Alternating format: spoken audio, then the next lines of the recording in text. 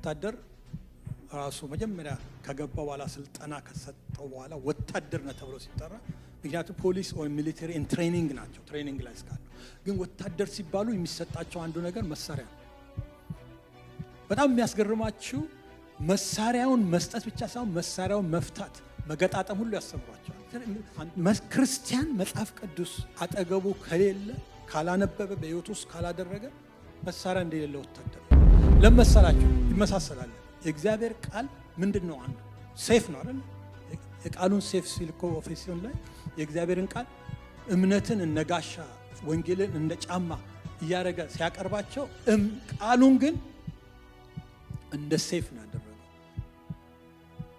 መንፈሳዊ ጥጥ ያልታጠቀ ክርስቲያን በመንፈሳዊ ዓለም ለሚካሄደው ጦርነት አሸናፊ የመሆን አቅምም እድሉም የለውም አይደል? በጣም የሚያስገርመው ደግሞ በጦርነት ውስጥ አሸናፊ ለተሸናፊ የሚያደርገው ነገር አንዱ ምንድነው? ትጥቁን መቀማት ነው።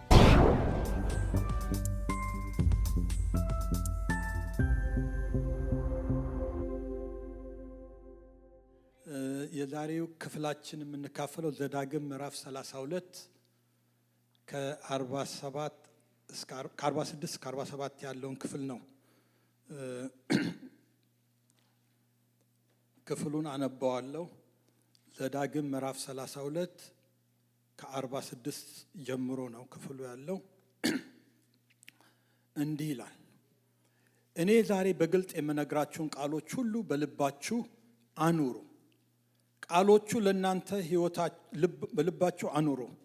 ቃሎቹ ለእናንተ ሕይወታችሁ እንጂ ባዶ ቃሎች አይደሉም። በእነርሱ ዮርዳኖስን ተሻግራችሁ በምትወርሷትም ምድር ረጅም ዘመን ትኖራላችሁ ይላል። ክብር ለእግዚአብሔር ይሁን። እና ይህንን ክፍል ጌታ ሙሴ ሲናገር በጣም የሚያስገርመው እስራኤሎች ብዙውን መንገድ ተጉዘው ወደ ተስፋይቱ ምድር ሊገቡ ጥቂት ሲቀራቸው ነው። እና ሙሴ አገልግሎቱን ጨርሷል። እንደውም ምን ይላል? ከ31 ብትመለከቱ 32 መጀመሪያ ላይ እንግዲህ አሮን በኦር ተራራ ላይ እንደሞተ አንተም ወደዚህ ተራራ ላይ ወጥተህ ወደ ወገኖች ትሰበሰባለህ አለው። ኢያሱን ጠራ። ኢያሱ ቦታውን ተቀበለ። ከዛ በኋላ እስራኤልን ሰብስቦ የተናገረው ቃል እና የመጨረሻውን ነው ያነበብኩት። 32ን በኋላ አንብቦት በጣም ደስ የሚል ነገር ይናገራል። ዝም ብሎ አይደለም እቺን ቃል ብቻ የተናገረው። መጀመሪያ እስራኤልን እግዚአብሔር እንዴት እንደመራ ይናገራቸዋል። እንዴት በንስር ክንፍ እንደተሸከመ ከተናገራቸው በኋላ እንዴት በምድረ በዳ ውስጥ እንዳሻገራቸው፣ ውሃን እንደሰጣቸው፣ እንደታደጋቸው፣ በእረኝነቱ ውስጥ እንዴት ምንም ነገር ሳይጓደል እንደተጓዙ ከተናገረ በኋላ እንግዲህ አለ አሁን አገልግሎቱን ልክ አንዳንዴ ሰዎችን ወይም ልጆቻችሁን ካላቸው ኤክስፒሪየንስ አጠራቅማችሁ የሚጠቅማቸው ነገር ምንድን ነው ብላችሁ ስትናገሩ የምትናገሩት አይነት ቃል ነው ሙሴ የተናገረው። በቃ ለእስራኤል ሕዝብ አሁን እኔ የለውም 40 ዓመት ሙሉ የእግዚአብሔርን ድምፅ እየሰማ፣ ምክንያቱም ሙሴ እግዚአብሔርን ፊት ለፊት ያየው ነው እና እየሰማ የተጓዘ አገልጋይ ስለነበረ ከልምዱም ከስህተቱም ነው ደግሞ የተማረው የሚያናገራቸው። ምክንያቱም ሙሴ እግዚአብሔርን ሰምቶ ባለመታዘዙ የሆነውን ነገር ታውቃላችሁ አይደል? በጣም የሚያስገርመው ራሱ እዛ ስፍራ ላይ አገልግሎቱ እንዲቆም ያደረገው ይገባ ነበር እኮ የእስራኤልን ሕዝብ ይዞ እንዲገባ ነው ከግብፅ የተጠራው። እንዳይገባ ያደረገው ነገር ምኑ ነው? ቃሉን ያለመታዘዙ ነው አይደል? አላከበርከኝም ነው ያለው እና እኔን አልቀደስከኝምና በእስራኤል ሕዝብ ፊት በቃ አትገባም፣ እዚህ ጋር ታቆማለህ አለው። ስለዚህ በዚህ ላይ ይህንን ሁሉ ጠቅሎ ነው እንግዲህ ለእስራኤል ሕዝብ አለ ወደ ተስፋይቱ ምድር እንዲገባ፣ አሁን ደግሞ ገብቶ ጥሩ ኑሮ እንዲኖር ምንድን ነው መናገር ያለብኝ ብሎ የተናገረው ቃል።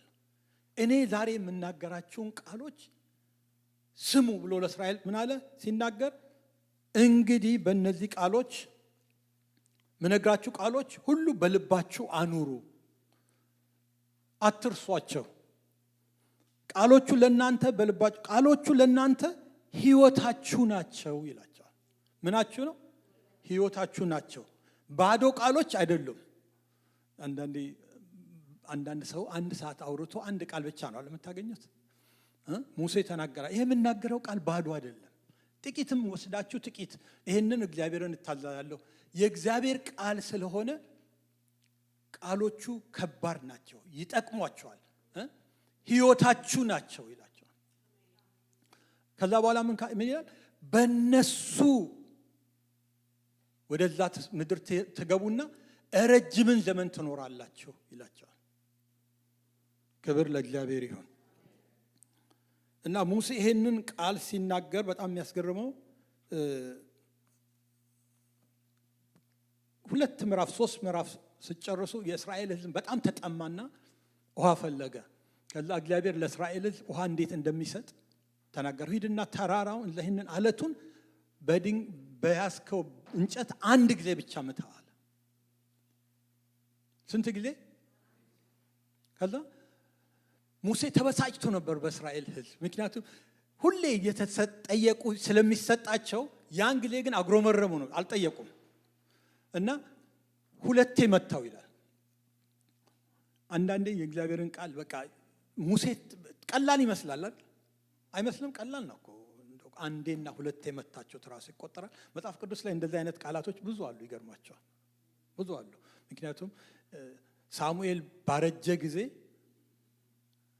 የእስራኤል ጠላቶች ነበሩና እንዴት ላርጋ አማሌቃውያንን ልምታ አለው። ሂድና መስኮቱን ክፈትና በእጅ ምታ። ብዙ ጊዜ ያለው 4 ጊዜ ብቻ መታ ይላል እግዚአብሔር ቃል ሲናገር ንጉሡ። አሁን ካሁን በኋላ አማሌቅን 4 ጊዜ ብቻ ነው የምታሸንፈው። ስለዚህ አማሌቅ 5 ጊዜ ለጦርነት ሲመጣ የመጨረሻውን ጦርነት ያሸንፋል። አይገርማችሁም? ምንድነው ለማለት የፈለኩት? የእግዚአብሔር ቃልን በሙላት መታዘዝ ነው ሙሴ እዚህ ላይ የሚናገረው። እና 2 ነገር ከዚህ እንማራለን። አንድ የእግዚአብሔር ቃልን ኃይል፣ አንዴ ይፈሳል ካለ አንዴ ነው። እግዚአብሔር ስትናገሩት ስትጠሩት ይሰማል። ሁለተኛው ደግሞ ሙሴ ያለመታዘዙን እንመለከታለን። ስለዚህ ይህንን ቃል ሁሉ አስቦ ነው ከአገልግሎት ውስጥ የእስራኤል ሕዝብ እንዲሻገር ወደ ተስፋይቱ ምድር እንዲገባ፣ በዛ ምድር ላይ ደግሞ ማርና ወተት ነው አይደል? በዛ ምድር ላይ የተቀመጠ የጠብቀው የእስራኤልን ሕዝብ የሚጠብቀው በዛ ምድር ማርና ወተት ነው ብለናል። እና ያንን እንዲያገኝ በዛ ውስጥ ሰላም ያለው ኑሮ እንዲኖር የእግዚአብሔርን ቃል መታዘዝ አለበታል። እና በጣም የሚያስገርመው ይሄ ቃል አሁንም ለኛ ዘሴም ነው። ምንም የሚለይ ነገር የለም። ብትወዱኝ ትእዛዜን ጠብቁ ነው ያለ። እና 2ኛ ጢሞቴዎስ ላይ ስለ እግዚአብሔር ቃል ስልጣን ይናገራል። የእግዚአብሔር ቃል የስልጣን ቃል እንደሆነ 2ኛ ጢሞቴዎስ ምዕራፍ 3 ከ16 እስከ 17 ላይ ቅዱሳት መጻሕፍት ሁሉ የእግዚአብሔር መንፈስ ያለባቸው ናቸው፣ ለማስተማር፣ ለመገሰጽ፣ ለማቅናት፣ በጽድቅም መንገድ ለመምከር ይጠቅማሉ። ይኸውም የእግዚአብሔር ሰው ሁሉ ለመልካም ስራ ብቁ ሆኖ እንዲገኝ ነው ይላል። የእግዚአብሔር ቃሉ ለምንድን ነው የሚጠቅመው? ይመክራል፣ ይገስጻል፣ ያጽናናል። በቃ ለመመከር በእግዚአብሔር ቃል ፈቃደኛ ሆኑ፣ ለመገሰጽም ፈቃደኛ ሆኑ። ለመመከርም ለመገሰጽም ለመቅናትም። አንዳንዴ ሁላችንም የምንጣመምበት መንገድ አለ አይደል? ከቃሉ ጋር ካልሆነ እኮ መጣመም ማለት ነው አይደል? ሌላ ነገር የለውም። እና ከተጣመምንበትም መንገድ በእግዚአብሔር ቃል ለመስተካከል ፈቃደኛ እንሆን። ምክንያቱም ምን ይላል መጨረሻ ላይ ሲናገር? የእግዚአብሔር ሰው ሁሉ ለመልካም ስራ ብቁ ሆኖ እንዲገኝ የሚረዳው የእግዚአብሔር ቃል ነው ይላል። ለመልካም ስራ ብቁ ሆነን እንድንገኝ። ስለዚህ የእግዚአብሔር ቃልን እግዚአብሔርን ስንፈልገው የምናገኘው በምንድን ነው? በእግዚአብሔር ቃል ውስጥ ነው።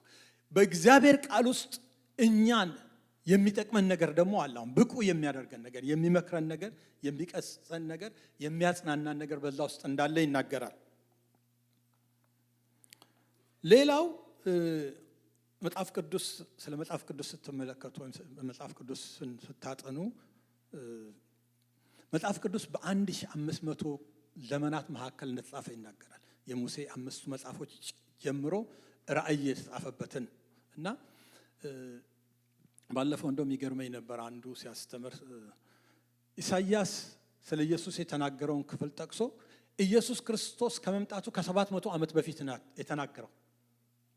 ኢሳይያስ የለም እንደው አባቴ እንኳን ተናግሯል እንዲል የኢሳይያስም ልጆች የሉም፣ የልጅ ልጆችም የሉም። 700 ዓመት ልዩነት ተመልከቱ።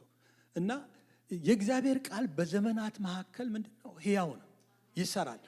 አንዳንዴ ለኛም እንደዛ እንውሰደው፣ እንደዛ የሚሆንበት ጊዜ ስላለ ነው። በቃ ቃሉ ብዙ ጊዜ ስንሰማው እንትን ይሆናል። ትላንትና የሰማሁት ቃል እኮ ነው፣ ግን ዛሬም ይሰራል።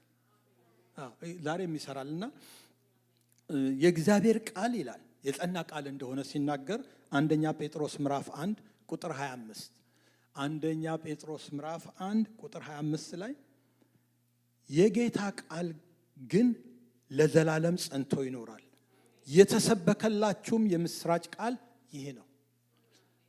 ምንም የተሰበከላችሁ የምስራች ቃል ይህ ነው። ጸንቶ የሚኖር ቃል ነው። ከ2000 ዓመት በፊት ማዳን እንደጀመረ አሁንም ያደናል። በ2000 ዓመት በፊት መፈወስ እንደጀመረ ዛሬ የሚሰራው። አንዳንዴ ምንድነው መሰላቸው ኮምፓሪዘን አለ። የእግዚአብሔር ቃልና አካባቢያችን የሚሆኑ ነገሮች አሳቢ ገብቷቸው ማለት አካባቢያችን የምናየው ነገር ከእግዚአብሔር ቃል ጋር አይወዳደርም። እንደ ጌዲዮን በጣም የተቸገረበት ነገር ይሄ ነው። ምክንያቱም እስራኤሎች የእግዚአብሔርን ቃል ለልጆቻቸው ያስተምራሉና ጌዲዮን ይሄንን ነው የሰማ ያደገው። እግዚአብሔር በጸናች ክንድ እስራኤልን አዳነ፣ አወጣ ከግብጽ ምድር። 31ዱን ነገስታቶች እንዴት እንዳሸነፉ ጥቂት ሆነው ብዙዎችን። ከዛ ግን እሱ ሲያየው መጽሐፍ ቅዱስ ሲናገር ምን ይላል?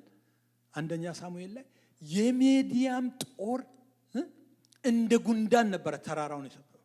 እስራኤሎችን መተው አርሰው ልክ ሊያጭሉ ሲሉ እየመጡ የሚበሉትን ይበላሉ፣ የቀሩን በከብቶቻቸው ያስበላሉ።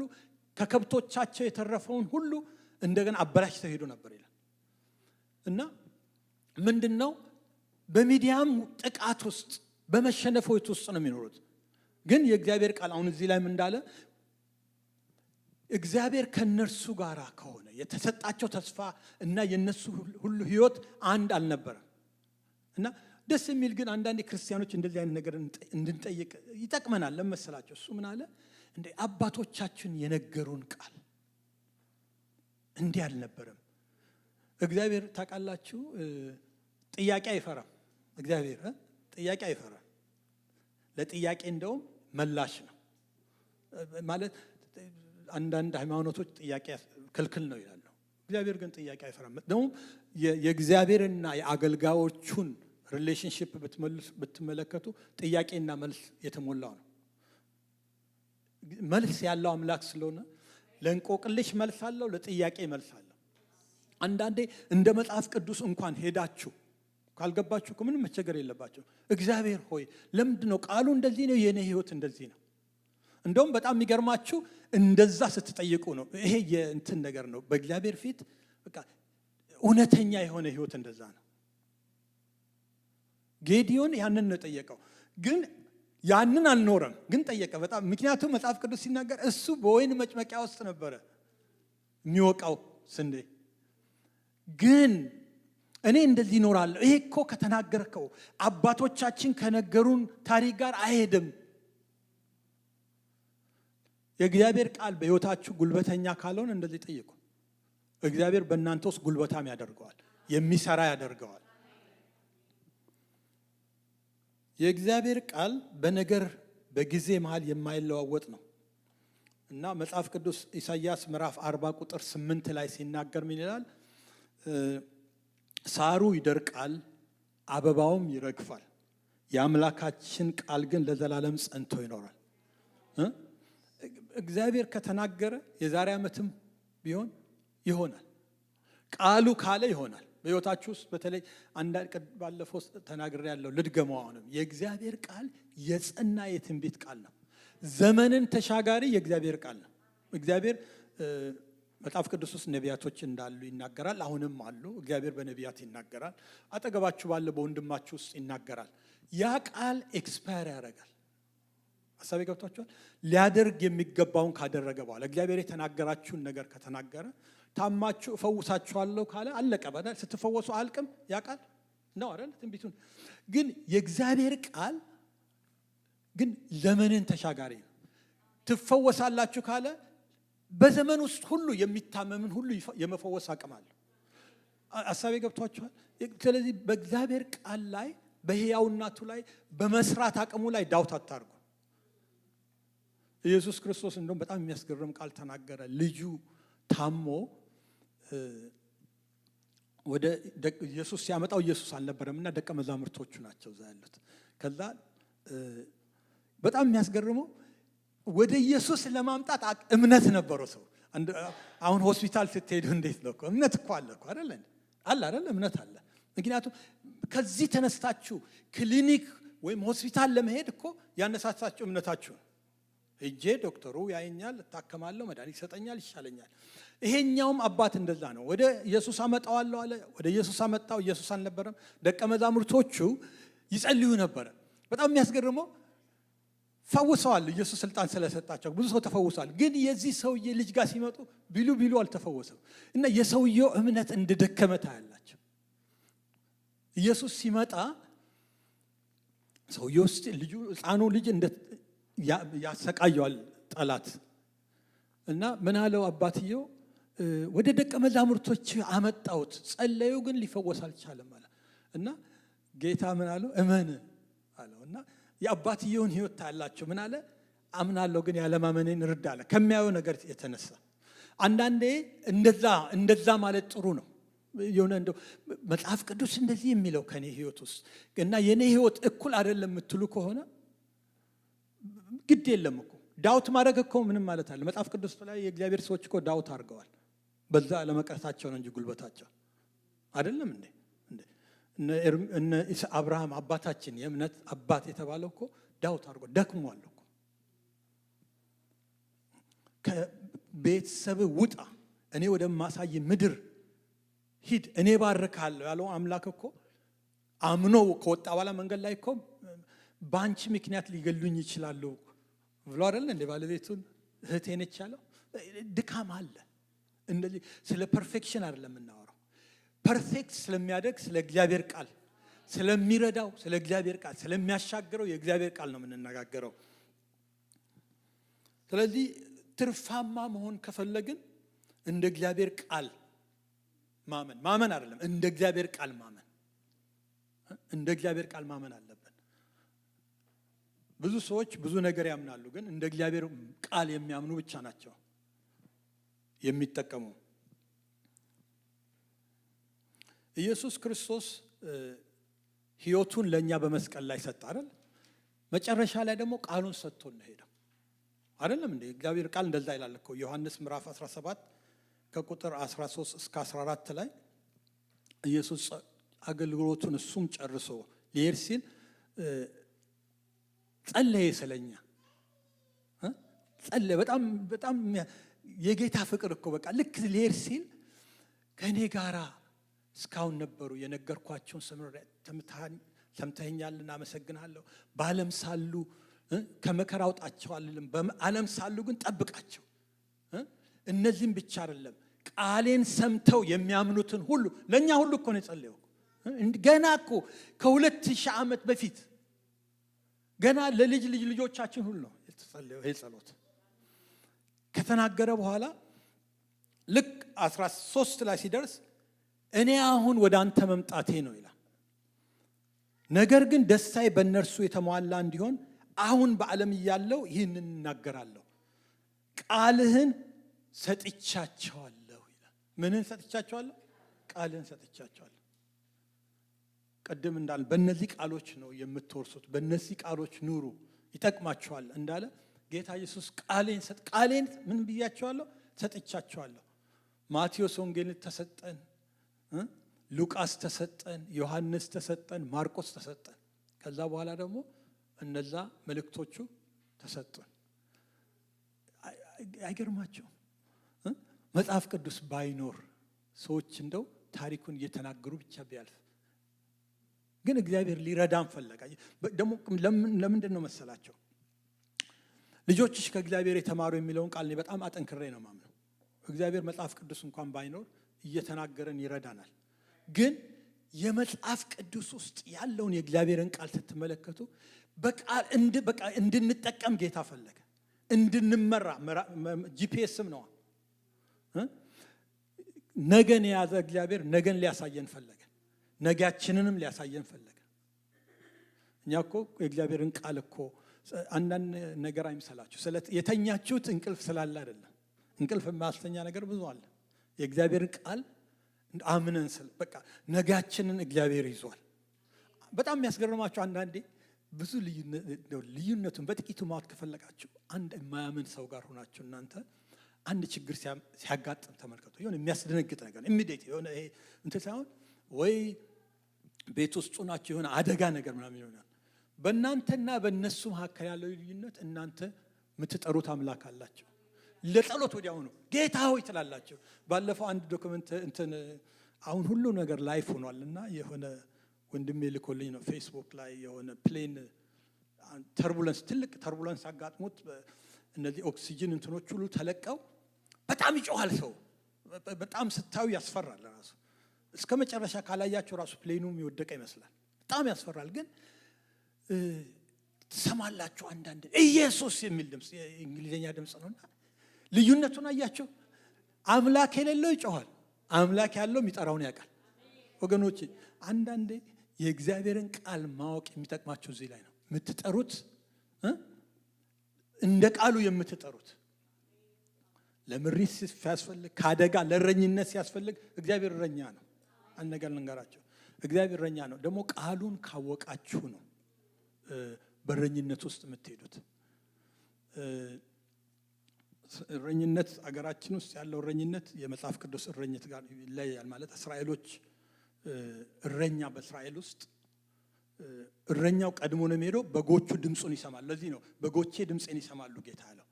እረኛው ይሄዳል፣ ተከትሎት ነው የሚሄዱት።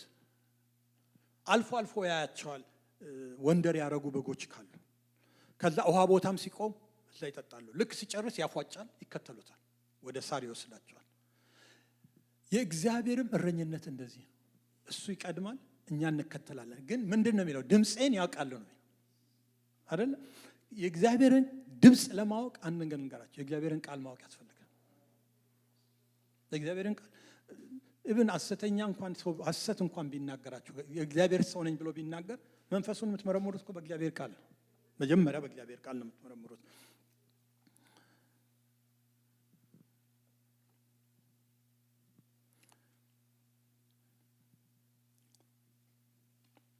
ዮሐንስ ምዕራፍ 14 23 ላይ ቃሉን ስንጠብቅ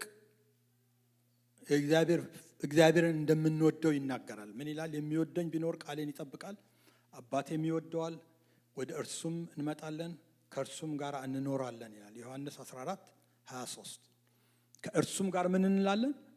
እንኖራለን። መኖር ቃሌን የሚጠብቅ ማለት ቃሉን ለመጠበቅ ቃሉን ማወቅ አለብን። ስናቅ እንጠብቃለን። ስንጠብቅ የእግዚአብሔር መገኘት። አንድ ነገር ልንገራችሁ። መጽሐፍ ቅዱስ ለእስራኤሎች አንድ ቃል ተናገረ። የሚያከብረኝም ምን እላለሁ? አከብራለሁ። የሚያከብረኝም ምን እላለሁ? አከብራለሁ።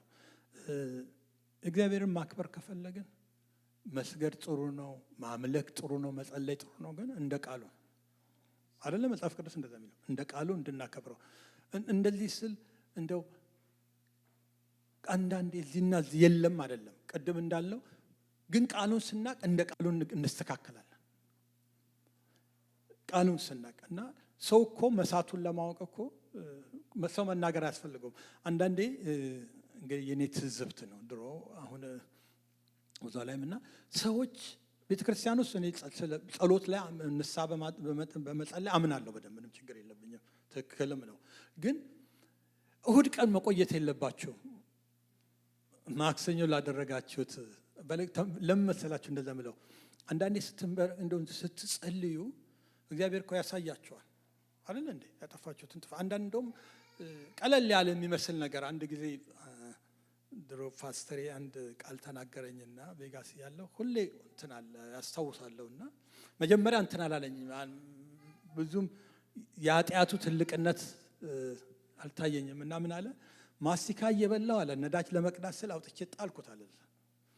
ከሄድኩ በኋላ የእግዚአብሔር መንፈስ ገሰጸኛል። ምን አንድ ነገር ተረዳው መሰላቸው? የኃጢአት ትልቅነትና ትንሽነት አለ። እግዚአብሔር ኮንቪክት በቃሉ ያደረጋችሁን ነው መታዘዝ ያለባችሁ። አባሌ ገብቷችኋል? አንዳንድ ሰው ማስቲካውንም ጥሎ ምንም ላይሰማው ይችላል። እግዚአብሔር ግን አንዳንዴ ለማሳደግ በተለይ በቃሉ ስታድጉ ሊያሳድጋችሁ ከፈለገ በጥቂቱ በዛች በሚናገረው ነገር ነው። በሚናገረው ነገር መታመን አለባችሁ። ቀስ እያለ ይቀጥላል። በጣም አንድ የእግዚአብሔር ቃል በተለይ መጽሐፍ ስትሰሙ በጣም ማንበብ የእግዚአብሔርን ቃል ስትጀምሩ የእግዚአብሔር ድምፅ ታውቃላችሁ በጣም ይበዛል በሕይወታችሁ ውስጥ። ከቃሉ ነው የሚናገራቸው። ቃሉን እያመጣ ነው። ምክንያቱም ምን ነው መጽሐፍ ቅዱስ ኢየሱስ ክርስቶስ ሲናገር መንፈስ ቅዱስ በመጣ ጊዜ የተናገርኳቸውን ይህን ቃል ምን ያላቸዋል?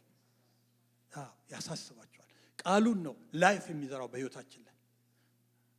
ኢቭን እንኳን የመገሰጽ ብቻ ሳይሆን የምሪስ ነገር አንዳንድ ነገር ላይ ጭንቅንቅ ብለን ወይ አንድ ነገር በጣም ዲፕረስድ አድርጎን እግዚአብሔር አንድ ቃል ነው እንዲህ ወርውሮ የሚመታው በቃ በሕይወታችን ውስጥ ያ ቃል እንደውም መዝሙሮች ሁሉ እኔ መስፍን ጉቱ መዝሙር በጣም አንድ ጊዜ በጣም በቃ ኒውዮርክ ገና ሙቭ አድርጌ ከተማው እኔ ከላስ ቬጋስ ነው የመጣሁት እና ከተማው ራሱ ኒውዮርክ በጣም ትልቅ ከተማ ነው፣ የተዋከበ ከተማ ነው እና ስራ መፈለጉ በቃ ላይፉ ቼንጅ ሁሉ ጊዜ ከባድ ነው። ለውጥ በላይፋችሁ ላይ ሲጀመር ከባድ ነው። እግዚአብሔርን በመታመን ነው የምትቀጥሉት እና እኛ እግዚአብሔር ወደዚህ እንዳመጣን አውቀናል። ግን ፕሮሰሱ ቀላል አልነበረም እና አንድ ጊዜ በጣም ጸሎት ቤት ቁጭ ብዬ ብቻዬን መሲም ያኔ በጣም ረጅም ሰዓት ነበር የምሰራውና አንድ መዝሙር የመስፍን ጉቱ መዝሙር ወጣ። እኔ እውነቱን ነው የምነግራቸው ዘመርኩት፣ ግን መዝሙሩ የሆነ ነገር ከላይፌ ውስጥ ይዞ ሄደ። በቃ ሪላክስ አረኩኝ ወዲያው። በቃሉ ደግሞ እንደዚሁ እግዚአብሔር ከዚህም የበለጠ ያደርጋል። ስለዚህ ግን ቃሉን በልባችሁ ውስጥ መሰወር አለባቸው። አንዳንዴ ታውቃላችሁ በእጅ ያለ ገንዘብ ነው አይደል የሚጠቅመው። ገንዘብ እንኳን ስታስቡ የእግዚአብሔርን ቃል በልብ ውስጥ የተሰወረ ነው የሚጠቅመው። በልባችሁ ውስጥ የእግዚአብሔርን ቃል ሳትሰውሩ ያኔ ብትፈልጉት ፎሬን ነው የሚሆንላችሁ። ሀሳብ ገብቷችሁ? ስለዚህ በየቀኑ የእግዚአብሔርን ቃል በመብላት በዚህ ላይ ጊዜ ሰጥተን ልንተጋ ያስፈልጋል። አብርሃም ዘፍጥረት ምዕራፍ 15 ላይ አንድ ደስ የሚል ቃል አለ ሁሌ በጣም የሚያስገርመኝ። የእግዚአብሔርን ቃል ሲናገር ይላል እግዚአብሔር ወደ አብርሃም ሲመጣ አብርሃም የተለያዩ መስዋዕቶችን አቀረበ ይላሉ። ከወፍ ጀምሮ ከብቶችን አርዶ ለሁለት ቦታ ከፈለና ቁጭ አለ ይላል። አሁን መስዋዕቱ የተዘጋጀው ለማን ነው? ለእግዚአብሔር ነው። አብርሃም ቁጭ አለና እንቅልፍ ወሰደው ይላል። በቃ ድክም አለ። ወፎች መጥተው ሊበሉት ባሉ ጊዜ ምን ተነስቶ ያባረራቸው ነበር ይላል። ምን ለእግዚአብሔር ጊዜ ከሰጣቸው ለእግዚአብሔር ብቻ ስጡ። ለቲቪም አይደለም፣ ለፎንም አይደለም፣ ለምንም አይደለም። ለእግዚአብሔር ያዘጋጃችሁትን ይሄን ለእግዚአብሔር ነው። 5 ደቂቃም ይሁን 10 ደቂቃም ይሁን ለመሰላችሁ። እኔ አሁን የእግዚአብሔርን ቃል አንዳንዴ በስልኬ እሰማለሁ። ከራሴ ኤክስፒሪየንስ ነው እንግዲህ የምነግራችሁ እና መጽሐፍ ቅዱስ አቡን እየሰማው እውነቱን ልንገራችሁ ከቆየ በኋላ 4-5 ምዕራፍ ሄዷል እኮ ጂምም ሲሄድ ወክም ሳረግና ቆም ማረግና ምንድነው እንደነ የሰማሁት ምንድነው 4-5 ምዕራፍ 30 ደቂቃ ምናምን የለም። ያው ሐሳቤ ገብቷቸዋልና ምን ነገር ገባኝ መሰላቸው? ጊዜ ሰጣችሁ ሐሳባችሁን ሰብስባችሁ ካላነበባችሁ አይጠቅማችሁ። እንደ ሪቹዋል ልታነቡ ትችላላችሁ። በቃ አንድ ምዕራፍ አንብቤ እንኳን ዛሬ ልውጣ ክርስቲያን ነኝ እኮ የእግዚአብሔርን ቃል ብለን፣ ግን ጊዜ ሰተን አቴንሽን ሰተን ካልሰማ ነው አይጠቅመንም። ብዙ ለክርስቲያን ለወታደር ልክ መሳሪያው እንደማለት ነው። ወታደር ራሱ መጀመሪያ ከገባ በኋላ ስልጠና ከሰጠው በኋላ ወታደር ነው ተብሎ ሲጠራ፣ ምክንያቱም ፖሊስ ወይም ሚሊተሪ ትሬኒንግ ናቸው። ትሬኒንግ ላይ እስካሉ ግን ወታደር ሲባሉ የሚሰጣቸው አንዱ ነገር መሳሪያ ነው። በጣም የሚያስገርማችሁ መሳሪያውን መስጠት ብቻ ሳይሆን መሳሪያውን መፍታት መገጣጠም ሁሉ ያስተምሯቸዋል።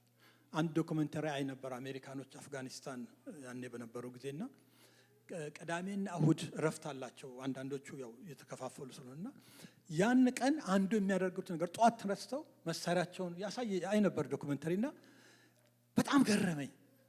መሳሪያ ተሰጥቷችሁ ፈታችሁ ገጥማችሁ ተኩሳችሁ ካላያችሁት እንግዲህ ተመልከቱ ምን ያህል ችሎታው ሬዲነቱን እንግዲህ እንደሆናችሁ አስቡ። አትሆኑ አታውቁትማ ያላችሁት መሳሪያ። የእግዚአብሔርም ቃል እንደዚህ ነው። አንብባችሁት ሜዲቴት አድርጋችሁት ጠርታችሁት። ክርስቲያን መጽሐፍ ቅዱስ አጠገቡ ከሌለ ካላነበበ በሕይወቱ ውስጥ ካላደረገ መሳሪያ እንደሌለ ወታደር ነው። ለመሰላችሁ ይመሳሰላል። የእግዚአብሔር ቃል ምንድን ነው? አንዱ ሴፍ ነው አይደል? የቃሉን ሴፍ ሲል እኮ ኦፌሲዮን ላይ የእግዚአብሔርን ቃል እምነትን እንደ ጋሻ ወንጌልን እንደ ጫማ እያደረገ ሲያቀርባቸው ቃሉን ግን እንደ ሴፍ ነው ያደረገው። እንደውም አንድ አሜሪካዊ ሲሰብክ በጣም አስቆኛል። ልብሶቹን ሲያብራራ ምን አለ? እንደ ሆስፒታል ልብስ ነው አለ። ሆስፒታል ውስጥ ያሉ ሰዎች የሚለብሱት ልብስ ከጀርባው ክፍት ነው። አይታችኋል አለ ሆስፒታል ልብስ እና ምንድን ነው አለ? ክርስቲያን መሸሽ ስላልተፈቀደለት ነው። የለም አይሸሽም አለ። ቃሉን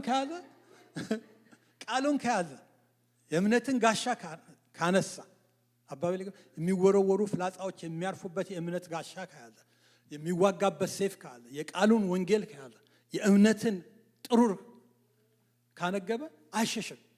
ለምን? የታጠቀው መሳሪያ ትልቅነት ነው አይደለም እንዴ? የታጠቀው መሳሪያ ትልቅነት ነው።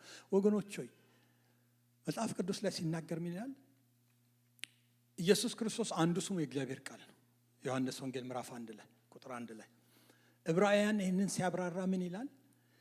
በነቢያትና በተለያዩ አገልጋዮች ተናግሮ በዘመን መጨረሻ ዓለማትን በቃሉ በፈጠረበት በማን ተናገረን? በልጁ ተናገረን ይላል። የእግዚአብሔር ቃል አቅም አለው። ለመሰላችሁ ማዕድን ላይ የሚሰሩ ሰዎች አንድ በጣም የሚያስገርመኝ ነገር አለ። ወርቅ የሚቆፍሩ ከሆነ ወርቅ ጥቅም እንዳላውቀው ነው የሚቆፍሩት። አንዳንዴ እኮ 20 ሜትር ይቆፍራሉ፣ 15 ሜትር ይቆፍራሉ። ሲቆፍሩ ሁሉ ይናዳል። የሚጎዱ በጣም አሉ። እና ግን ምንድን ነው ያን ሁሉ ሪስክ ያስወሰዳቸው? ምንድን ነው የሚፈልጉት? ወርቅ ነው። ወርቅ ጥቅም አለው አይደል? አለው። በዘመናት መካከል ብዙዎቹ ነገሮች ብሮችም ከረንሲዎችም ምኖችም ሲወድቁ በዚህ በምድሩ ዓለም ወርቅ በጣም ስቴብል የሆነ ከረንሲ ነው። የእግዚአብሔር ቃልም ክርስቲያን እንደዛ ነው ማየት ያለበት። ጊዜያችሁን ሳክሪፋይስ ስታደርጉ ማለት 15 ደቂቃ እነሳለሁ ለእግዚአብሔር ቃል ለማንበብ። ምክንያቱም ላይፋችን ቢዚ እንደሆነ አውቃለሁ። ልጆች አሉ፣ ቤተሰብ አለ፣ ስራ አለ፣ ብዙ ነገሮች አሉ። ከዛ ውስጥ ግን ተጨማሪ 15 ደቂቃ 30 ደቂቃ ለእግዚአብሔር ስትሉ ያንን ማለት እግዚአብሔርን ለማስደሰት ምናምን አይደለም። እግዚአብሔርን አታስደሰተው። ተደስቷል በልጁ። ጌታ በልጁ ተደሰተ። ከዛ መጽሐፍ ቅዱስ ሲናገር ምን ይላል? ክርስቶስ በተደሰተው ልጁ ስለሆነ እኛም ማየት የሚፈልገው ክርስቶስ ኢየሱስ ጽድቃችን፣ ቅድስናችንና ቤዛችን ሆነ። አይደለም? እንደዛ ነው የሚለው። ስለዚህ ለማስደሰት ሳይሆን ለመጠቀም ነው። ልክ አባት ለልጁ እንደሚያስብ እናት ለልጇ እንደምታስብ እግዚአብሔር የሰጠን እንድንጠቀም ቃሉን ነው። ስለዚህ ስንፈልግ ወርቅ እንደሚፈልግ ሰው በቃ ቃሉን ስናነብ እንደሚጠቅመን እንደሚረዳን አንዳንዴ ቢዚ ከመሆን ይረዳቸዋል። ለምን መሰላችሁ? መጽሐፍ ቅዱስን ማንበብ ከፕራዮሪታችሁ ውስጥ 2ኛ፣ 3ኛ፣ 4ኛ ምናምን የሚሆነው እኮ የእግዚአብሔርን ቃል ጥቅም አንዳንዴ ስለማናቅ ነው አይደል? የሚጠቅመን ከሆነ ካወቀን እኮ ሁል ጊዜ ሰው የሚጠቅመውን መጀመሪያ ያደርጋል አይደለም? ለምሳሌ በምድር ላይ አንድ አበሾች ሁሌ እንደው የምንነቀፍበት ነገር አለ። በጣም ሚቲንግ ላይ ሌት በሆን እንታወቃለን። እኔ ካገባው በኋላ አሁን ሚዜ ሁኛ አላውቅም። ሁኛለሁ እንደመስለኝ እንዳትሆን ብላ ነው መሰለኝና በጣም ብዙ ጊዜ ሚዜ ሆኛለሁ እና ጓደኞቼ እንደውም እኔና አንድ ወንድሜ ጓደኛ ላይ ይተርቡ ነበር። የሚከራዩ ሚዜዎች ይሉን ነበር። ምክንያቱም እዛ ቬጋስ እያለን አንዳንድ ሰዎች በቃ ሰው ከሌላቸው እንግዶች ከሆኑ ግን መጋባት ከፈለጉ በቃ ቮለንተሪ ነን እና ብዙ ቦታ ላይ ሚዜ ሆኛለሁ እና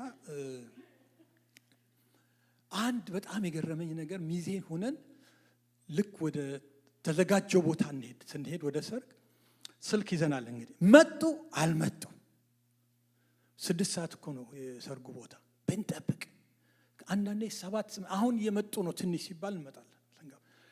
በጣም የሚያስገርመው እኛ ከገባን በኋላ ለካ እነዛም ደግሞ ታዳሚዎቹ ሙሽሮቹ መጡ እያሉ እየጠየቁ ነው ለካ። ስለዚህ በቃ አርፍደን ነው ታዳሚዎቹም አርፍደው ነው የሚመጡት፣ እኛም አርፍደን ነው የምንመጣው። በጣም የሚያስገርመው ግን ከራሴ ኤክስፒሪየንስ እንዳበሻ ደግሞ ስራ ላይ በጣም ትጉ ሰው አጋጥሞኝ ያውቃል። አያረፍድም፣ በሰዓቱ ነው የሚመጣው። በቃ በጣም ነው የሚያስገርመኝ እና ያኔ ብዙዎችን ጠይቃቸው ግን አንድ ነገር የተረዳሁት ምንድን ነው፣ መጀመሪያ እንደውም ትንሽ የሰው ሰርግ አታከብሩም እንዴ ምናምን እያልኩ ራሴ ትንሽ ይናገር ነበር እና ቆይቼ ገባኝ ለምን እንደሚያረፍዱ። ፕራዮሪታይዝ ሲያደርጓቸው ነገሮችን እነዚህ የመጀመሪያ አይደሉም። ስራ ላይ ማርፈድ ያው ታውቃላችሁ እዚህ ሀገር ክላኪን ስታደርጉ ወይም ደግሞ ሌት ስትሆኑ ያስጠይቃቸዋል፣ ኃላፊነት ነው እና ግን የሰው ሰርግ ላይ ብታረፍዱ ምን ችግር አለ? ስለዚህ የእግዚአብሔር ቃል ላይም እንደዛ ነው ብዬ ገምታለሁ። ለመሰላቸው እንደሚጠቅማቸው ካወቃቸው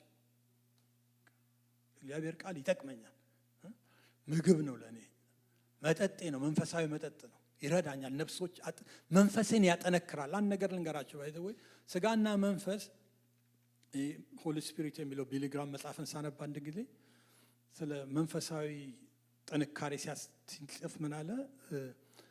ስጋና መንፈስ ጠላቶች ናቸው አለ። በእኛ ውስጥ የሚኖሩ ጠላቶች ናቸው። ግን በጣም የሚያስገርመኝ አለ የመገብነው ነው የሚያሸንፈው አለ። እና በጣም የመገብነው ነው የሚያሸንፈው ካለ በኋላ ግን ብዙ ሰው የማያውቀው አለ መጣላታቸውን ሳይሆን ሁለቱ ለኛ ያላቸውን ኢንቴንሽን ነው የማያውቀው። ስጋችንን ስንመግበው ጠላታችንን እንደመመገብ ነው፣ ወዴት እንደሚወስደን እናውቃለን። መንፈሳችንን ደግሞ ስንመግበው ወዳጃችንን እንደመገብ ገምቱ። ምክንያቱም ወደ እግዚአብሔር ነው የሚያስጠጋን። የእግዚአብሔርን ነገር ነው እንድንፈልግ፣ በእግዚአብሔር ሀሳብ ውስጥ እንድንኖር ነው የሚያደርገን። የእግዚአብሔር ቃል መንፈሳችንን ነው አንዱ ከሚያደርገው ነገር የሚያጠነክረው። ስለዚህ የእግዚአብሔርን ቃል ማንበብ መንፈሳችንን ያሳድጋል። ደግሞ እምነት ሮሜ ምዕራፍ 10:17 ላይ እምነት የሚገኘው መልእክቱን ከመስማት ነው፣ መልእክቱም በክርስቶስ ቃል ነው ይላል።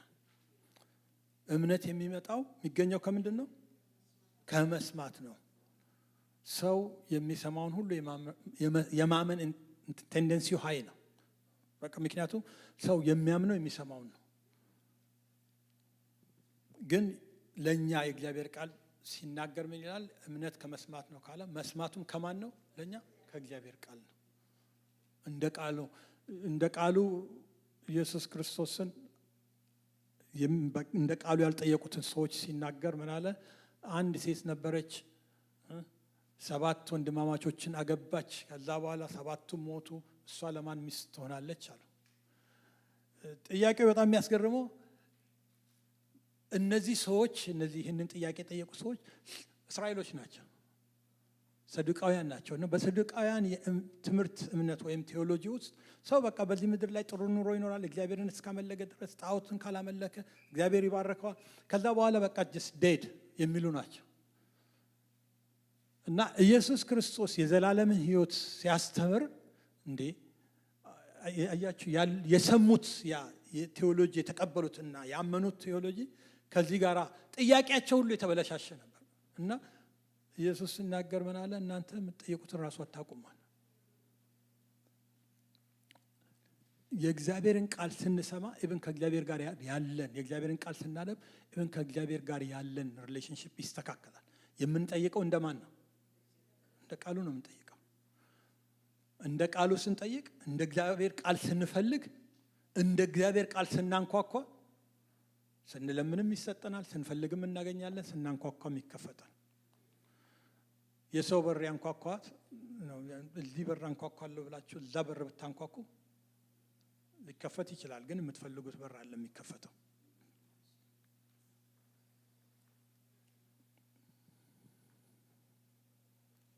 ስለዚህ እግዚአብሔርን እንደ ቃሉ እንድናምነው ልናምነው ያስፈልጋል። እና አንድ በጣም ምሳሌ የሆነ ነገር በጣም የሚያስገርመኝ ነገር አለ። እኔ ሁሉም ያደርገዋል፣ ግን ስለ እምነት ነው። እና እምነት አሁን ቫኬሽን ስትወስዱ አስባችሁ ታውቃላችሁ?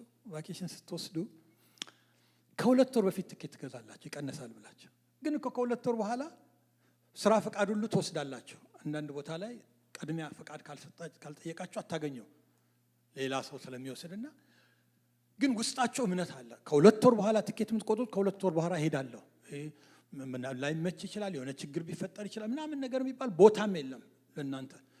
ከ2 ወር በፊት ሪዘርቭ ታደርጋላችሁ። ለምሳሌ ከዚህ ፍሎሪዳ የምትሄዱ ከሆነ እዚህ ሁናችሁ ነው የፍሎሪዳውን ሆቴል ሪዘርቭ የምታደርጉታል። እዚህ ሁናችሁ ነው የፍሎሪዳ፣ እንደውም ትኬቱን ብቻ ሳይሆን እዛ ስደርስ መኪና ያስፈልገኛል የሚሄድበት ደግሞ መኪና ምን ሪዘርቭ ታደርጋላችሁ። እንደዚህ እናደርጋለን አይደል? አዎ እናደርጋለን። ምንድን ነው ይሄ? እኮ እምነት እኮ ነው። ለመሰላችሁ ይሄን በተለይማ 1 2 3 ካደረጋችሁ ኖርማል ነው።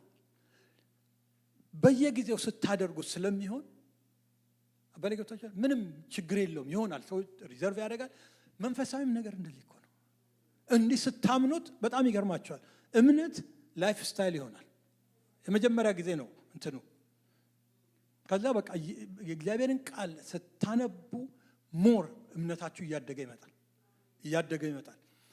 አንዳንድ ነገር አይ ማመን አለብኝ ብላችሁ አትጠይቁ። አሁን ቅድም ቫኬሽን ላይ እንዴ የሆነ ነገር ቢያጋጥም ሰዓት እኔ እንደውም አንዳንዴ ትራቭል ቲኬት ስቆርጥ ምንድነው የሚባለው ትራቭል ካንስል ኢንሹራንስ የሚባል ጋራንቲ እንትን ምናልባት ካንስል ከሆነ በኢየሱስ ስም የኔ ፍላይት ምን ሆኖ ነው ካንስል የሚሆነው ብዬ አልገዛም። በቃ ምን ሆኖ ነው ፍላይቴ ካንስል የሚሆነው? አይገርማችሁም? እና አንዳንዴ ቁጭ ብዬ እንደዚህ አይነት ፊርስ የሆነ እምነት በሌላው በኩልም ቢኖረኝ ይላል። ለዚህ መጽሐፍ ቅዱስ ምን ይላል? ራሳችሁን እግዚአብሔርን መምሰል አስለመዱ። የሚለመድ ነገር አለ። አንዳንዴ ሰከንድ ኔቸር የሚሉት ነገር አለ። ሰዎች አሁን ስራችሁ ቦታ የምትሰሩት ሶፍትዌር አንድ ጊዜ ደጋግማችሁ ስትሰሩ ሌላ ሰው ሲመጣ ቁጭ ብላችሁ ነው የምትነግሩት። እንደዚህ ይሄንን ወይም በስልክ ትነግሩታላችሁ። የላችሁም እንትኑ እኮ እናንተ ጋር አይደለም። ደጋግማችሁ ግን ሰርታችሁታል። ይሄን መንፈሳዊም ነገር እኮ እንደዛ፣ የእግዚአብሔርም ነገር እንደዛ እኮ ነው። ደጋግማችሁ ስታነቡ ደጋግማችሁ እንደውም እንትን ይሆናል። ልክ በሩስ እንትን ክሎዚታችሁን ከፍታችሁ ልብሳችሁን የት እንዳስቀመጣችሁ እንደምታውቁት ይሆናል። ከዛ ነው የምታወጡት ልባችሁ ውስጥ ቃል አንተን እንዳልበድል ቃልህን በልቤ ሰወርኩ ያለው እኮ ለዚህ ነው። አባለጌቷ እግዚአብሔርን እንዳልበድል ብርቱ ሆንኩ አይደለም፣ ጸለይኩ አይደለም፣ ቃልህን ምን አረኩኝ? ልባችን ውስጥ አለ ስፔስ የእግዚአብሔር ቃል የሚቀመጥበት ከፈለግንና ካስገባ ነው ይቀመጣል። ይገርማቸዋል። እንደውም አንድ ምስክርነት አንድ ጊዜ ሰማሁ። የሆነ ልጅ ጌታን አያውቅምና ትንሽ ልጅ ነው። ቸርቾች አንዳንዴ ሪትሪት ሴንተር ለልጆች ያዘጋጃሉ ለሃይ ስኩል ተማሪዎችና ተማሪ ያለ ጓደኞቹ ጎረቤቱ ያሉ ወጣት ልጆች ሪትሪት ቸርች አለ እና ከከተማ ውጪ ነው፣ 3 ቀን ምግብ አለ ምን አለ በቃ ጀስፋን ሲሉት መጣ ሄደ ከነሱ ጋር። መጽሐፍ ቅዱስ አያውቅም፣ ግን እዛ አንዱ በቃ ከሚደረጉት ሪክሬሽኖች ውስጥ መጽሐፍ ቅዱስ ሞር ጥቅስ ያወቀ ሰው ሽልማት ይሰጠዋል። እና ልጁ ሽልማት የሆነ ያስቀመጡት ሽልማት ስለፈለገ እዛው የሰጡትን መጽሐፍ ቅዱስ አንብቦ ብዙ ጥቅሶችን ሸምድዶ ጥቅሱ ከመጽሐፍ ቅዱስ ይሁን እንጂ የፈለጋችሁትን መናገር ትችላላችሁ። ብዙ ጥቅስ ሸምድዶ አሸነፈ። አሸነፈና በቃ ቀረ። ኮንትኑ አለፈ። እሱም ወደ ቤቱ ሄደ። ሁሉ ነገር አለፈና አንድ ጊዜ ግን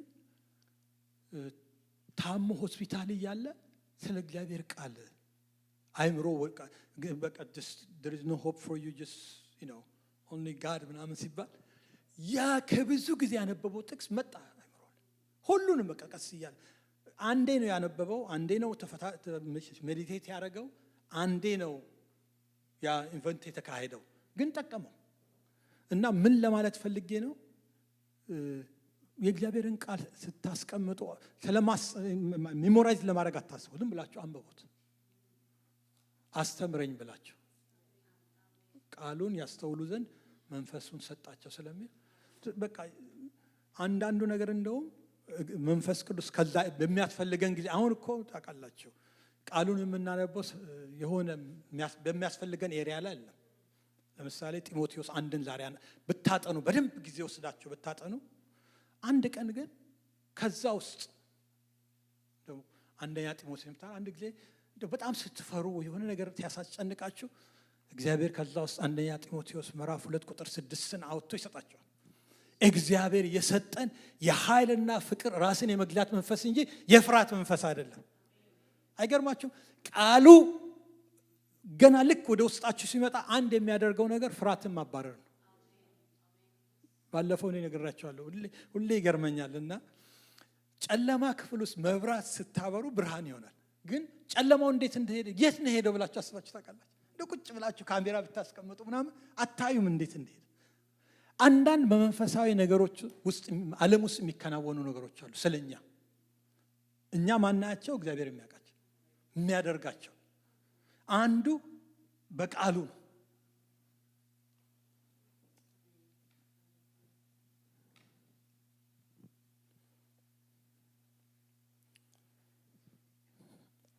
ወታደር ያለ መሳሪያ ወደ ጦር ሜዳ እንደማይሄድ ክርስቲያንም ያለ እግዚአብሔር ቃል ትጥቅ መንቀሳቀስ የለበትም።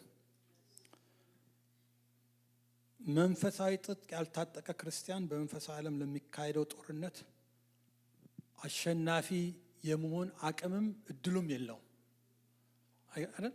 በጣም የሚያስገርመው ደግሞ በጦርነት ውስጥ አሸናፊ ለተሸናፊ የሚያደርገው ነገር አንድ ምንድነው? ትጥቁን መቀማት ነው አይደለም?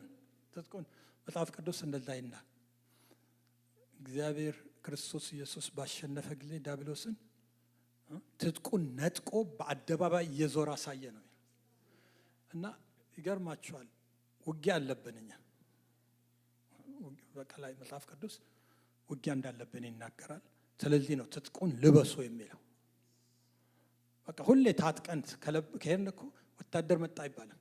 እንደውም አንዳንድ ነገር ልንገራቸው፣ ትጥቁን ያልታጠቀ ሰው ሁሉ ጊዜ ስራው መከላከል ብቻ ነው፣ ቃሉን ያላዘዘ። በቃ ብዙ ጊዜ በኢየሱስ ስም እንዳለ ነው የሚለው። በቃ ለመሰላቸው ጥላውም ያስፈራራናል። አንድ በጣም የሚያስቅ ጆክ የሚመስል ግን እውነት የሆነ ነገር እና አንድ ጊዜ አንድ አገልጋይ የጸለየ ጨለማ ውስጥ በቃ ቁጭ ብሎ ክፍል ውስጥ እየጸለየ ቀና ብሎ ሲያይ የሆነ ሰውዬ እንደዚህ ቆሞበታል በኢየሱስ ስም እና ቢገስጽ እየተወሰነ አይኑን ሲያይ አሁንም አለ እና ለብዙ ጊዜ ከሰጸና ከዛ ደከመው ላበላው ነው። መጨረሻ ተነስቶ መብራቱን ሲያበራ የራሱ ኮትና ከረባት ባለ የቆመው በጨለማ ውስጥ ላይ መሰለው እና እንደዛ ይሆናል። የምሬ ነው የምነግራችሁ፣ እንደዛ ይሆናል። ለመሰላችሁ ቃሉን በጣም ስንይዝ ያው ቃሉ እንዳልኳችሁ ሰይፍ ነው። ሰይፍ የያዘ ሰው ውጊያ ነው እንጂ መከላከል አያስፈልገው። ባለ ገብታችኋል። ቃል ብዙ ማታነቡ ከሆነ አቅም ታጣላችሁ። እግዚአብሔር እንደሚረዳችሁ እኮ ታምናላችሁ። ለዚህ እኮ ነው ሁሉ ጊዜ ውጊያ የሚሆነው በኢየሱስ ስም ትላላችሁ።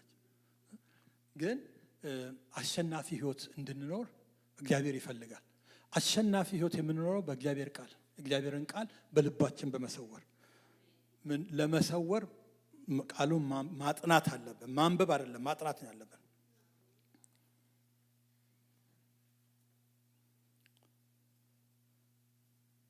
መጽሐፍ ቅዱስ ኢንፎርሜሽን አይደለም የያዘው። ቅድም ዘዳግም ምዕራፍ 2 ላይ ህይወት ነው ያለው። ህይወት ነው ይላል ቃሉ ለደከመ ኃይል ይዟል፣ ለታመመ ፈውስ ይዟል፣ እንቆቅልሽ ላለበት መልስ ይዟል፣ ተስፋ ለቆረጠ ተስፋ ይዟል። የማይመልሰው የእግዚአብሔር ቃል የማይመልሰው ጥያቄ የላቸውም፣ አይኖራቸውም። የጥያቄ ሁሉ መልስ የእግዚአብሔር ቃል አለው። ስለዚህ ለዚህ ነው አንዱ የእግዚአብሔር ቃልን እንድናነብ እንድናጠና በልባችን። ወታደር ትጥቅ ሲሰጠው ራሱን መጠበቅ ብቻ ሳይሆን ጠላቱንም ለማጥቃት እንደሚችል የእግዚአብሔርን ቃል ማወቅም ማመንም አለብን።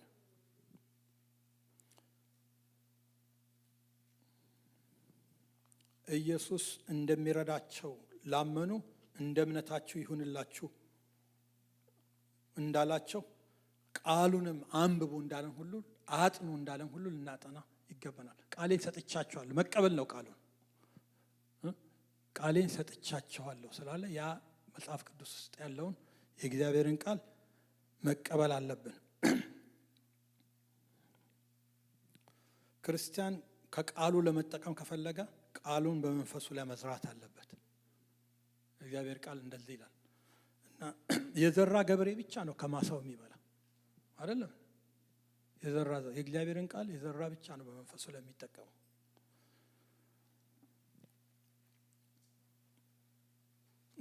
ኤርሚያስ 23 ከ28 እስከ 29 ላይ እየጨረስኩ ነው። አንድ የሚያስገርም ክፍል አለ። ኤርሚያስን ቃል ብትመለከቱት እንዳለ እስከ 55 ብታነቡት በቃ እስራኤል ከእግዚአብሔር ጋር የተጣላበት ዘመን ነበር እና በቃ የኤርሚያስ ነብይነት ያሳዝነኛል። ታውቃላችሁ እንደው ነቢይ እኮ ከሆናችሁ አንዳንዴ እንደው ጥሩ ነገርን መናገር ያምራችኋል። ምክንያቱም ኤርሚያስ በቃ የሚናገረው ነገር ሁሉ እስራኤልን ተመለሱ፣ ጣዖት ተው፣ እየመጣላ ነው፣ የባቢሎን ንጉሥ እየመጣ ነው፣ ሊያጠፋችሁ ነው፣ ከተማይቱን ይደመስሳል፣ ንጉሱን ሁሉ ይዞ ይሄዳል። በጣም በጣም የሚናገር እግዚአብሔር በሱ በኩል የሚያስጠነቅቀው መልእክት በጣም የሚያስፈራ ነው እና የእስራኤል ሕዝብ ደግሞ እሺ ብሎ አይቀበለው። ቤተ መቅደስ ውስጥ አስረውታል፣ በአደባባይ አስረውታል፣ ጉድጓድ ላይ አስረውታል። በቃ በጣም የሚያሳዝን ሰው ነው እና ከዚህ ደግሞ ይልቅ ነብይ ነን ያሉ የሐሰተኛ ነብያቶች እሱ ሲናገር የሚናገሩት ደግሞ ነው እግዚአብሔር እስራኤልን ይጠብቃል። አንድ ጊዜ እንደውም ትልቅ ቀንበር ተሸክመህ ሄደ ተናገር ሲለው አንዱ ነብይ ሄዶ ቀንበሩን ሰበረና ራሱ ላይ አድርገው እግዚአብሔር እንደዚህ ይሰብራል እና እግዚአብሔር እስራኤልን ያወጣል ብሎ በቃ ነቢያቶች ነበሩ፣ ብዙ የሐሰት ነቢያቶች በኤርሚያስ ዘመን እና ይህንን ቃል አሁን የምናነበውን ቃል እግዚአብሔር ያኔ ነው የተናገረው። ኤርሚያስ ምዕራፍ 23 ከ28 እስከ 29 ላይ ምን ይላል? ቃሌ ያለው ቃሌን ያወራ እንዲህ ይላል። እልመኛ ነቢይ እልሙን ያወራ፣ ቃሌ ያለው ግን በታማኝነት ይናገር። ገለባና እህል ምን አንደረጋቸው ይላል እግዚአብሔር። ቃሌ እንደ እሳት ድንጋይንም እንደሚያደቅ መዶሻ አይደለምን ይላል። ገለባ እና እህል ምን አገናኛቸው? የእግዚአብሔርን ቃል እንደ እህል ያደርገዋል። ደግሞ ይሄ ከእግዚአብሔር ቃል ያልሆነውን የሐሰተኛ ነቢያቶችን ቃል ገለባ ያደርገዋል። በዘመናት ውስጥ የእግዚአብሔር ቃል ታማኝ ነው። አንዳንዴ አሁንም ቢሆን በእግዚአብሔር ቃል ነው የምንፈትነው። እንኳን ነገሮችን በላይፋችሁ ውስጥ የሚሆኑ ነገሮች አንዳንዴ እግዚአብሔር ተናግሯችሁ በዚህ በኩል ተናግሮኛል እንዲህ ነገር ካላችሁ በእግዚአብሔር ቃል ፈትኑ። ግድ የለም የእግዚአብሔር ቃል ገለባን ያጠራል። ይሄ ነገር እኮ ከእግዚአብሔር ነበር፣ ይሄ ደግሞ ከእግዚአብሔር አይደለም የምትሉት በእግዚአብሔር ቃል።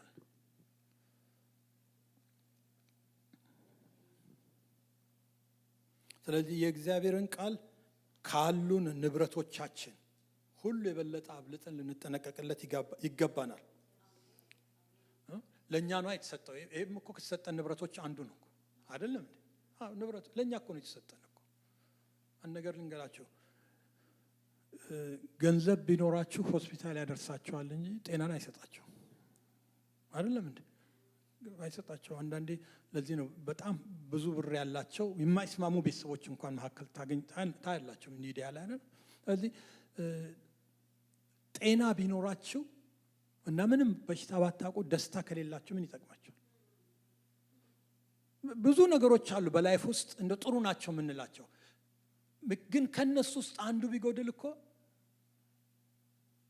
በቃ በጣም ይገርማል። እንደውም ገንዘብ ኖሯቸው፣ ጤና ኖሯቸው፣ እንቅልፍ ባይኖራቸው፣ ቆንጆ ክፍል ኖሯቸው፣ ቆንጆ ፍራሽ ኖሯቸው፣ ስለዚህ እግዚአብሔርን ማመስገን አለበት ስለ ቃሉ። ይገርማቸዋል። በቃል ውስጥ የተሰጡን በረከቶች አንዳንዶቹ እንደውም አናቅም እንድትሰጡን፣ ግን ተሰጥተውናል። ጥሩ እንቅልፍ፣ ነቅቶ መነሳት፣ ከጭንቀት ማምለጥ። አንዳንዴ ብዙ ኖሮን አይደለም እኮ ማንጨነቀው፣ እግዚአብሔር እንዳንጨነቅ ስለረዳን ነው። አንዳንድ ኒውሶች ሰዎችን ሲያስጨንቁን እኛን ማስጨንቁን እኮ እግዚአብሔር በቃ በቃሉ ነገን እንደያዘ እናምናለን።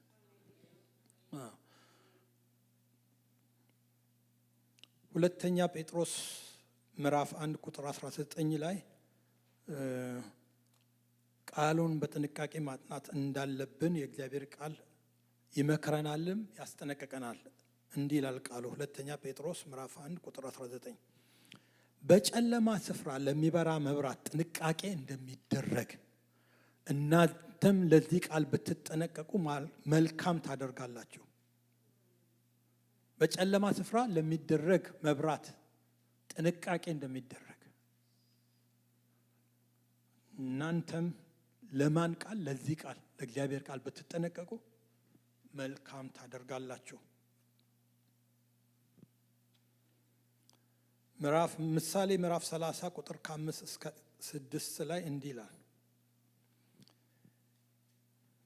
የእግዚአብሔር ቃል እንከን የለበትም፣ እርሱ ለሚታመኑበት ጋሻቸው ነው ይላል። ለምን ለሚያደርጉት? ለሚታመኑበት። የሚጠቅመን ነገር አለ ማንታመነው፣ የማይጠቅመንም ደግሞ ነገር አለ።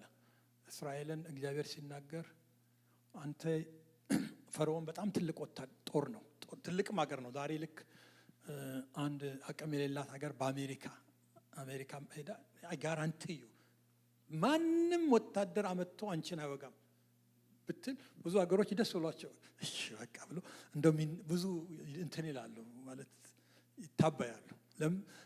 አሜሪካ በሚሊቴሪ ትልቅ ነውና ፈርዖን ለእስራኤል እንደዚህ አይነት ጋራንቲ ሰጣን እና እግዚአብሔር ምን አለ? የባቢሎን ንጉስ መጣ ፈርዖን እስራኤልን ሊወጋና እና አንተ የምትታመንበት እኮ ፈርዖን የምትታመንበት ብትደገፈው ወድቆ ምን ይልሃል?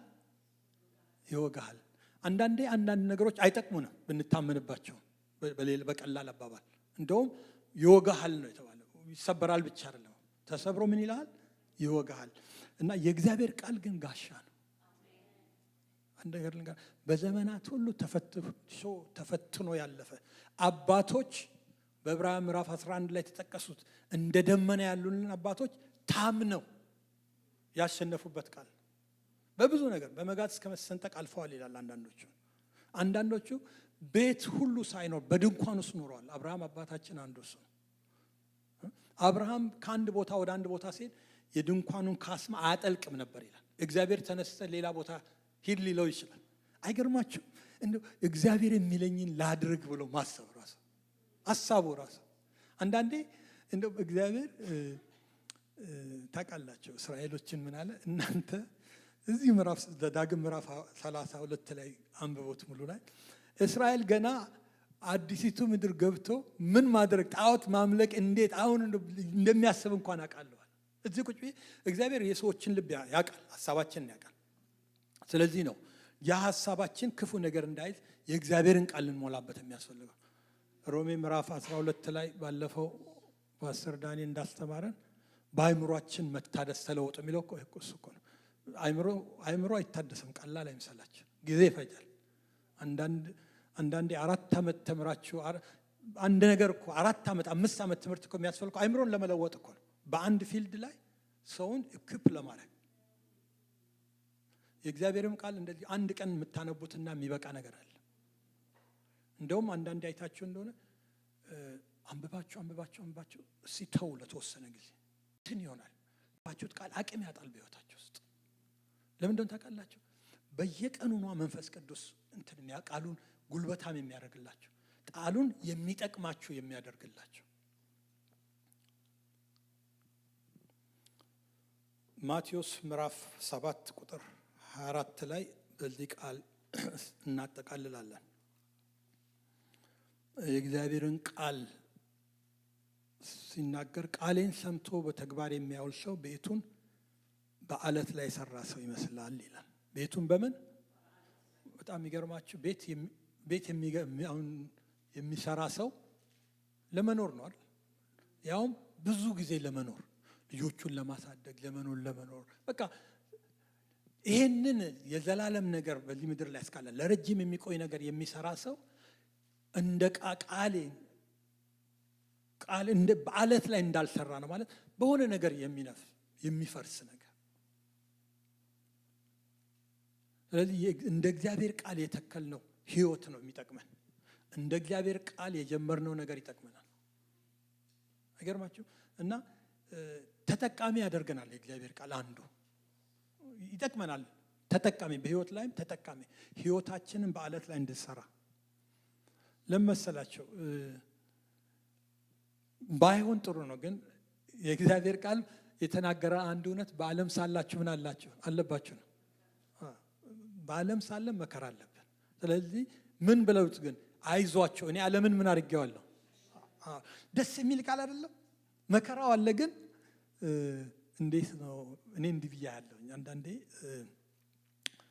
እዚህ ፍሎሪዳ አካባቢ እንግዲህ ያ ኤሪያ በጣም በሄሪከን የታወቀ ነው እና ኒውስ አንዳንዴ ሳይ በሄሪከን ሲዝን ላይ የሚመጡ ኒውሶች አሉና አንዳንድ እንትኖች አሉ በዛ አካባቢ የሚበቅሉ ዛፎች እና ንፋሱ ሲመጣ ንፋሱ አይታቸው እንደሆነ 2-3 ሰዓት ነው የሚነፍሰው።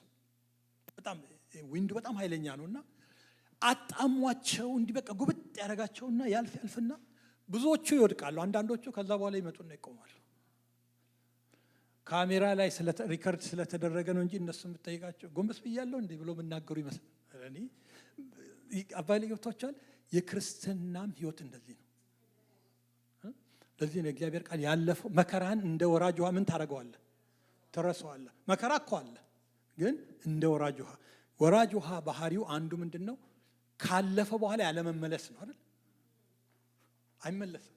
እና እግዚአብሔር በምናልፈው ነገር ሁሉ በቃ ትላንትና ብለን እንድናደርግ ትላንትና ነበር እንድንል የሚረዳን በቃሉ ነው። ክብር ለእግዚአብሔር ይሁን። እስቲ እንጸልይ።